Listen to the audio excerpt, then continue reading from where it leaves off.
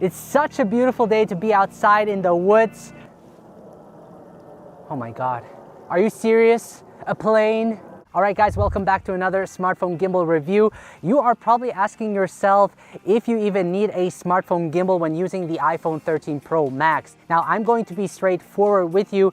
The iPhone 13 Pro Max has great sensor shift stabilization. You can create some smooth looking handheld shots with it, but when it comes to longer, complex movements, nothing beats a good gimbal. It not only makes it very easy to get these creative shots, but each gimbal comes with their own unique features, and my job, you know my job, man, is to help you find the right one. I believe that every smartphone filmmaker should have a gimbal for their phone, since they are small, portable, and inexpensive compared to larger gimbals. In today's video, I'll be reviewing the Dji OM5 and show you how to set it up with the iPhone 13 Pro Max to get you started shooting great looking videos. Specifically, I will give you a quick overview of the gimbal, talk about the build and design, show you how to mount and balance the gimbal, introduce you to the basic button functions, shooting and operating modes. I'm also going to walk you through the DJI Mimo app and give you the best camera settings for shooting high quality video, talk about some of the specific features the app offers and the behind the scenes of how I use the gimbal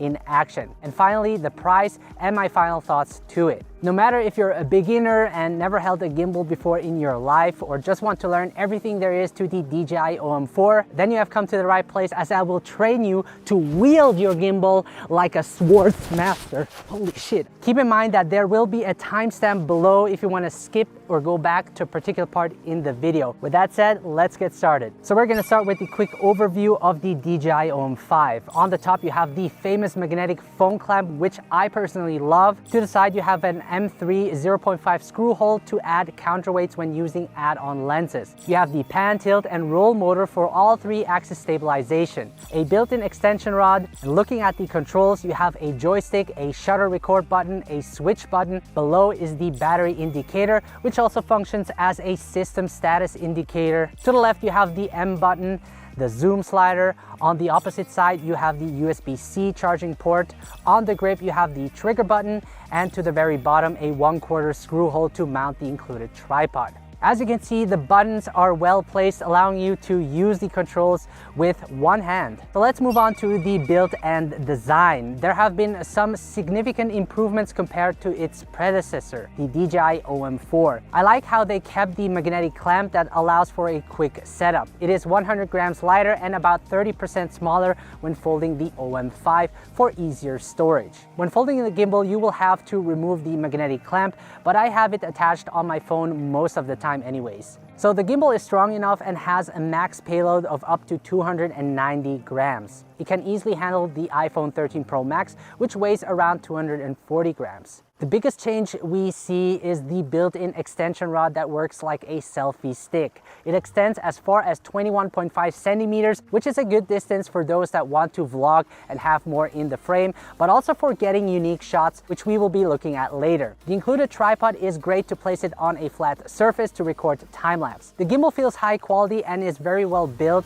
I do like the round shape of the grip, which kind of reminds me of the OM5 can operate up to 6 hours under ideal conditions with the gimbal fully balanced. Now let me show you how to mount and balance your phone with the OM5. To unfold the gimbal, rotate the pan and tilt axis clockwise as indicated to unlock it. Then unfold the gimbal as shown. Attach the magnetic phone clamp in the center of the phone. Make sure that the camera mark is pointed towards the camera of your phone. To attach your phone with the Dji OM5, align the marks on the phone clamp and the mounting plate. So the magnets will hold the phone and the gimbal together. It's super strong, so you don't have to worry about your phone falling off the gimbal. To power the gimbal, just press hold the M button and you're ready to rumble, my friend. To operate like a pro, you should learn the basic button functions of your gimbal. Most of the gimbals work similarly. The Dji OM5 just has a few buttons, which makes it easy to use. Let's look at what the M button does. When the gimbal is turned off, you can check the battery level by pressing the M button once. To power the gimbal, press hold the M button.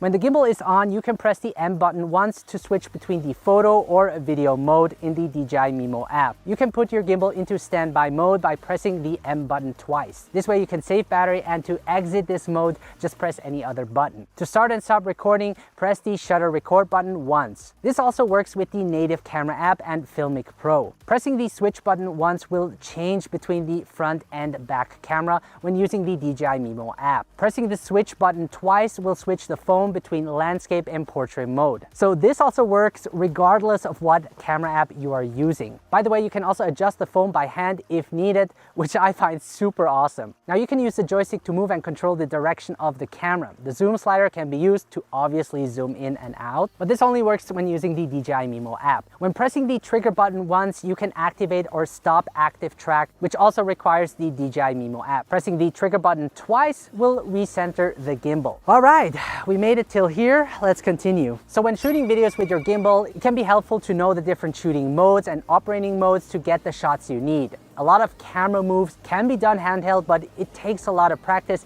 and you are more likely to have camera shakes in your video.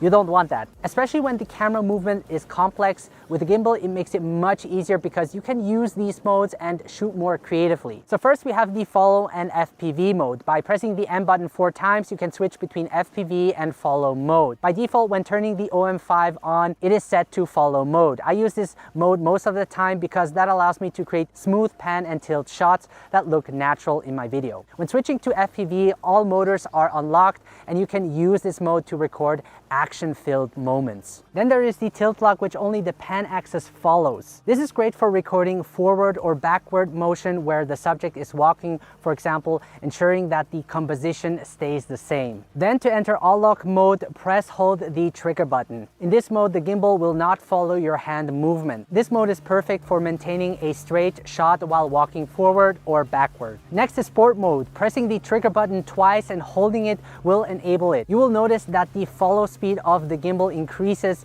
which is great for capturing quick movement. Finally, we have the spin shot, where you can use the joystick to rotate the phone to create an inception effect. I made a dedicated video about it using the OM4, but it will also work with the OM5. If you want to check it out, make sure to head over to this link. Alright guys, let's move on to the operating modes. Here I will show you the different techniques and how you can use the gimbal for your creative shots. So there is the upright mode, which you will be using most of the time to create your camera movements. If you want to learn more about camera movements, I also have a video on that, which you can check out up here. Then you can enter underslung mode by placing the gimbal upside down. You will notice that the phone rotates so that the motors don't block the frame. This mode is great to shoot from a lower angle. Then by simply rotating the gimbal 90 degrees, you will enter side grip mode, which can be useful for creating a slide shot. Last, you can use the built-in extension rod and adjust the angle to get into low position mode, which you can also use to shoot from a lower angle. So these were the 4 main operating modes. Try to be creative when using these modes, as there are many camera movements you can do with it. So if you want to access all of DJI OM5's features, then it's best to use the DJI Mimo app. As I say in all my videos, I personally like to use the native or Filmic Pro app, as I'm most familiar with these and I don't necessarily need those features. Now make sure to download the DJI Mimo app and have Bluetooth enabled so that you can connect the gimbal with your phone. Make sure to use the DJI Mimo app to update the gimbal to its latest firmware. Alright, so let's open up the DJI Mimo app.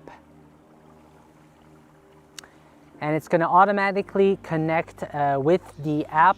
So this is the interface of the DJI Mimo app.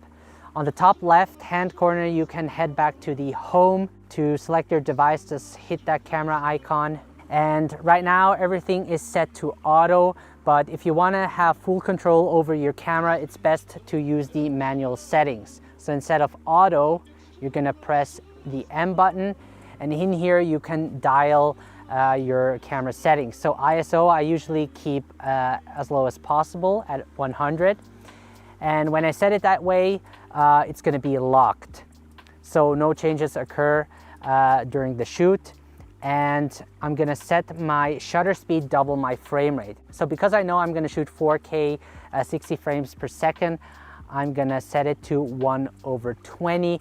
This way I will have that natural motion blur. Now, if you're filming in bright conditions, then you obviously have to crank up the shutter speed or use an ND filter to maintain that natural motion blur. Then you have exposure value. We're gonna leave it how it is. Then below you have your resolution and frame rate. So I'm gonna set it to 4K and the frame rate is 60 frames per second. And 4K just has more detail, and 60 frames per second allows me to slow the footage down later. Now below you have some beauty filter options. I personally don't use this feature. And then the 3 dots at the bottom left, in here you have additional settings, so you can enable flash if you want to. The white balance, very important. I don't recommend setting to auto, otherwise your colors will shift during the shoot. So I prefer to set my white balance using the presets or custom. So right now it's set to 4800 Kelvin, which is about right. Then below we have additional gimbal settings. I always have this gimbal set to follow mode, but if you want to, you can change the different gimbal modes. You also have the follow speed. I keep that in medium. I find it works for me really good. Then if you need to calibrate your gimbal, just hit the calibrate button. Also the horizontal gimbal adjustment. If you find the gimbal is not leveled, you can adjust it manually in the settings. But I would always first check if you balanced your gimbal correctly. So I'm gonna adjust it to make it horizontal. It's a little bit off because my tripod is not leveled. Then you can also use the M button to switch between photo and video mode. Now, I personally like to use the M button to open up the quick menu. This way I can head back to the DJI Mimo app, quickly select my video shooting mode, and then use the native camera app or Filmic Pro to shoot in that mode. If I press M, for example, I'm now in the quick menu, and I can quickly change between these gimbal modes. Now the control speed I set to slow, especially when using the spin shot. I don't want it to spin it quick.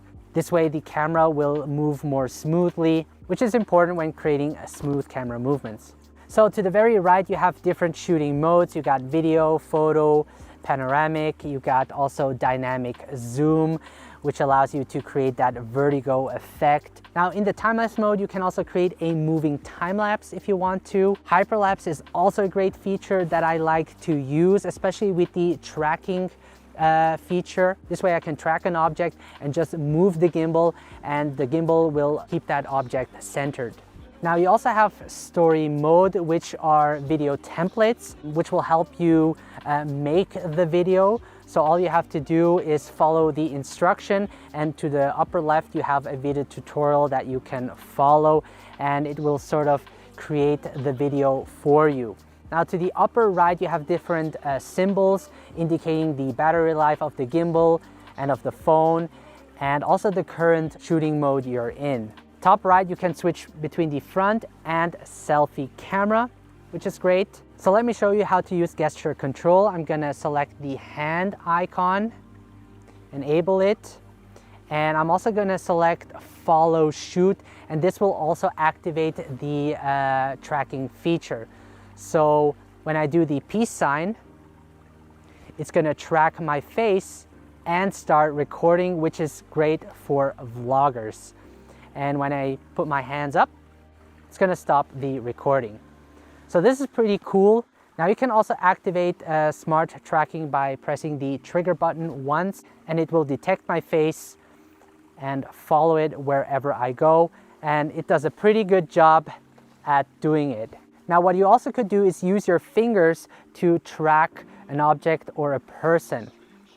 So as you can see, by drawing a line on my face, it detects me and follows me. Now, if you don't want to use the manual controls, you can also go with auto, but I suggest you lock your exposure.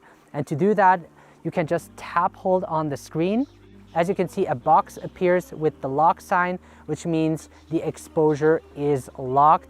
And I can also drag down with my fingers to lower the exposure, which I recommend doing because the iPhone tends to overexpose the image most of the time. So the gimbal is priced at $170, which is one of the pricier gimbals, but considering the built-in extension pole, the magnetic clamp system, and the overall performance makes it worth purchasing. Now, vloggers will like this gimbal just because you have more range when extending the pole. This way you will fit more into the frame, and combining it with the tracking feature on the DJI Mimo app makes it convenient to vlog. Now with the extension pole, you also have more reach and can be more creative when you're shooting. Now I personally enjoyed using the DJI OM5, and this is certainly a gimbal that I will bring with me along the way. So guys, let me know what you think of the DJI OM5. Is that the gimbal you have been waiting for? Let me know in the comment section below. Now if you're new to my channel, make sure to subscribe, as this will help the both of us. Now if you're not part of the private smartphone filmmaking group, make sure to join, as you can share your work with others and get feedback. Now, before I end this video, I never really had the chance to thank you as a loyal subscriber. You may have noticed that we have reached 100,000 subscribers, guys, and I'm just blown away by it. And it truly feels amazing. I'm actually planning a special video, not sure when, but hopefully soon. Now, by the time this video is online, I'm probably on vacation for 2 weeks. Now, I will be taking a break, which means I won't be uploading a video next week. Oh my God. But I think it's important. This way I can refill my creative energy again and provide you guys with valuable content again. Once again, folks, I'll keep you updated. Stay safe. And by the way, I'll be leaving for Tenerife. It's gonna be awesome. So you guys take care, and I will see you the next time.